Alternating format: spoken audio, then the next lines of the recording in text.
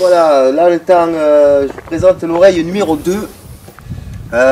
Pour faire rapide, en fait, il y a une oreille qui a été faite à la première résidence l'année dernière qui reste à Cône. L'idée c'est d'en faire une seconde qui parte à 7. On est parti d'un bloc assez gros. Par rapport à l'oreille 1, on va l'appeler comme ça, celle-ci sera un peu plus grande. J'ai été assisté par le sculpteur qui m'a aidé sur la première, qui s'appelle Thierry Ono. Donc Thierry, en général, travaille sur le début de l'étape, c'est-à-dire qu'on fait un dégrossissage d'abord.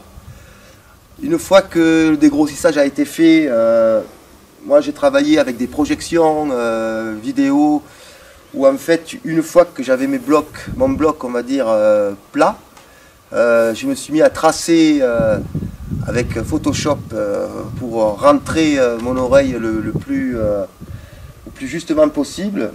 Et une fois qu'après cette étape-là a été faite, le traçage, donc on a commencé à élaborer la forme. Alors là, la forme que vous voyez maintenant, en fait, c'est, on va dire, l'avant-dernière étape, c'est-à-dire que là, on peut vraiment reconnaître la sculpture, elle est déjà en place. Après, il reste toujours des petites bosses par-ci par-là, un ajustage, un affinage en fait, pour arriver à la forme finale. Donc là, c'est ce que je suis en train de faire maintenant. Alors après, il y aura un passage qui est un petit peu long aussi, qui est le polissage, qui, pour une pièce comme ça, prend facilement une dizaine de jours, mais qui ne change pas la forme. Alors là, presque la plus difficile, à vrai dire, en fait, parce que tout ce qui est dégrossissage, c'est beaucoup de morceaux qu'on enlève, sans trop se soucier de la forme, mais petit à petit, on s'y approche, on s'y approche. Et là où ça commence à être un peu dangereux à cette étape-là, c'est que bon, l'erreur peut être dramatique, c'est-à-dire dans le sens où on ne peut pas remettre, hein, ce qui était enlevé est enlevé. Donc là, jusqu'à aujourd'hui, il n'y a pas eu d'erreur. Donc toutes les formes sont là. Maintenant, il faut ajuster les formes les unes entre les autres, trouver des liens. Alors par exemple, bon, cette oreille, il y a plusieurs bosses, plusieurs creux, etc. Et c'est un peu ça qui est difficile, c'est-à-dire c'est arriver à faire joindre une bosse à l'autre, etc. Mais pour que ce soit assez fluide. Cette forme-là, en fait, cette sculpture-là, elle est assez difficile parce qu'il n'y a aucune forme plate, en fait, c'est que des arrondis et qui s'emboîtent les uns les autres. Alors, ça se passe en 2 temps, en fait. J'ai une petite disqueuse et une petite ponceuse. Et je tourne autour de la sculpture et alors avec la disqueuse, j'enlève un petit morceau. Avec la ponceuse, ce petit morceau que j'ai enlevé, je l'arrondis. Et petit à petit, j'essaye de faire rentrer chaque bosse les unes dans les autres pour qu'il y ait un lien. En fait, pour qu'une fois fini, on ne se rende plus du tout compte de chaque partie. Alors bon, nous, à cette étape-là, en fait, on va dire, divisé cette oreille en 4, à vrai dire. Donc il y a le dos, il y a l'intérieur, et ensuite, il y a le travail des bosses. Quoi, et là, c'est 2 parties différentes. Donc, c'est des creusages qu'on fait. Bon, pour faire des formes rondes, etc., c'est pas très difficile. Ce qui est le plus difficile, en fait, c'est de faire cohabiter toutes ces formes ensemble. Parfois, il y a une forme qui arrive à côté de l'autre et c'est pas juste. Donc en fait tout est dans la manière après d'enlever un petit morceau par-ci, un petit morceau par-là, dépeçage de ce bloc. Mais à partir de cette étape-là, la maquette n'existe plus parce que finalement on arrive à autre chose que la maquette et l'équation en fait se fait plus par rapport aux maquettes, se fait par rapport au bloc lui-même et ce que le bloc nous donne, quoi. Donc alors après c'est un compromis entre ce qu'on voudrait avoir et ce qu'on peut avoir. Et il y a aussi un autre aspect qui est très très important, c'est l'équilibre de la pièce en fait, et sa résistance. Et en même temps, on a ce souci de savoir que il faut que ce soit équilibré pour qu'il y ait des pressions, pour pas que le casse, parce qu'elle pourrait casser. De plus, on peut s'apercevoir que parfois on a des failles. Parfois on a des faiblesses. Alors en général c'est intéressant parce que moi qui fais un peu de musique aussi, ce que j'ai appris dans ce travail là c'est que ça se fait beaucoup au son.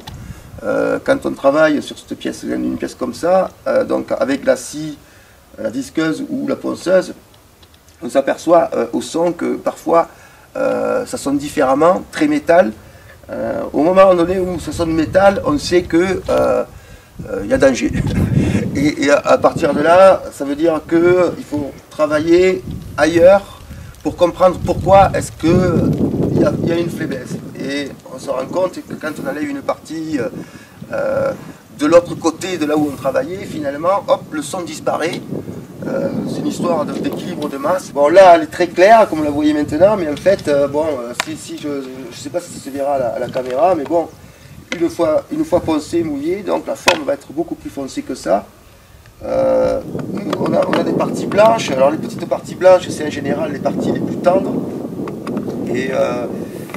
Et celle-ci, en fait, a d'autres couleurs qui apparaissent.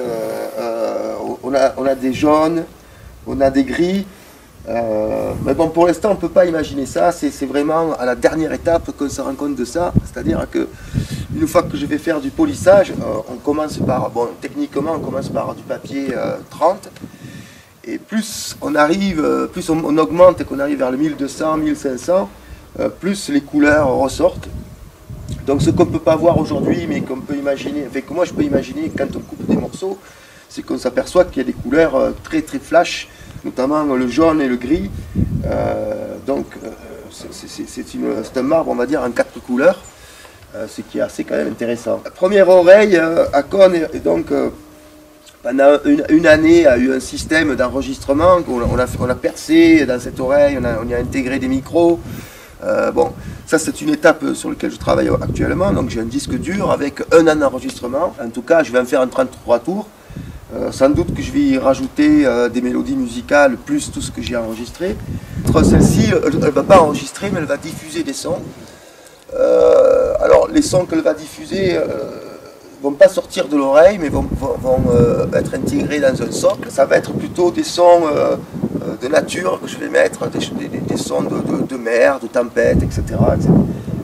Pas de musique, mais que des sons naturels qui vont se passer à l'entrée du théâtre de la mer. Donc le théâtre de la mer à Sète. La ville de Sète, en tout cas, a été séduite par cette forme et a de suite proposé à ce qu'on la mette dans ce théâtre de la mer pour accueillir les gens. Donc elle sera placée dans l'entrée.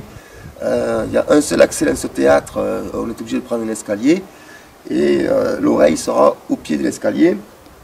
Alors moi ce que j'aime beaucoup, c'est qu'effectivement, c'est ce que je voulais depuis le début, c'était que l'oreille se détache par rapport à la nature, et donc le fond de cette oreille, ce sera la mer et le ciel.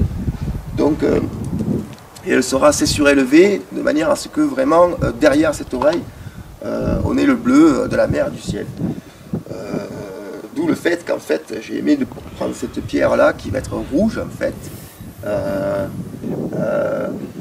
Effectivement, cette forme-là, je l'ai travaillée un peu de toutes les manières, mais toujours sous forme de petites maquettes. Donc l'idée de faire, d'utiliser un matériel comme ça, assez noble et surtout pérenne, m'a intéressé. Mais c'était impossible, disons, sans l'association qui m'a permis, en tout cas, déjà d'essayer, et surtout pas tout seul, parce qu'en fait, ce qui est intéressant dans cette association, c'est que il y a un peu tout qui est sur place, et donc je travaille avec des sculpteurs, je travaille sur le lieu, avec les pierres autour de moi. Et effectivement, tout seul, c'était impossible. J'aurais déjà, de par la masse, le poids, les outils, le savoir-faire, etc., etc. Alors là, ça fait la deuxième que je fais. Et effectivement, aujourd'hui, je peux vraiment dire que je suis capable d'en faire une tout seul. Alors ça, c'est un truc... auquel j'aurais jamais pensé. Aujourd'hui, les tendances artistiques sont plutôt à la sous-traitance. Beaucoup d'artistes, en général, travaillent avec leurs propres outils, sur les propres médiums, et souvent, quand ils essayent de sortir de leur territoire plastique, sous-traitent. Ce que j'aurais pu faire, effectivement, mais bon, moi j'ai bien aimé vivre la chose. Sur la première, je me suis un peu laissé guider un peu par tous les gens qui étaient autour de moi, enfin en tout cas les sculpteurs. Comme je ne connaissais pas grand chose, je préférais en tout cas être un peu en retrait par rapport à ça, et donc je les ai un peu laissé faire et laissé s'amuser avec cette forme-là. Et en fait, celle-ci, je m'y prends un peu autrement. En fait, celle-ci, c'est pour ça que je suis arrivé avec un projecteur vidéo, c'est pour ça que j'ai tracé directement moi-même, alors que la première, j'étais incapable d'imaginer les choses en 3 dimensions. Mais celle-ci, ça a été un peu différent. Avec tout ce que j'ai appris sur la première, j'ai réfléchi un peu à ce qui s'était passé. Et à partir de là, j'ai compris pas mal de choses et j'ai pu prendre le risque de la travailler un peu plus tout seul. Donc ça, c'est quand même quelque chose que je dois à cette association, qui m'a permis en tout cas de prendre mon temps avec tout ça et de comprendre les choses tout seul. Voilà. Merci encore, Lucas. À très bientôt. Je crois que c'est pas mal, non? Oui, très on bien. Verra bien, quoi. Oh, bon, on verra, de toute façon. C'est pas un problème. Voilà.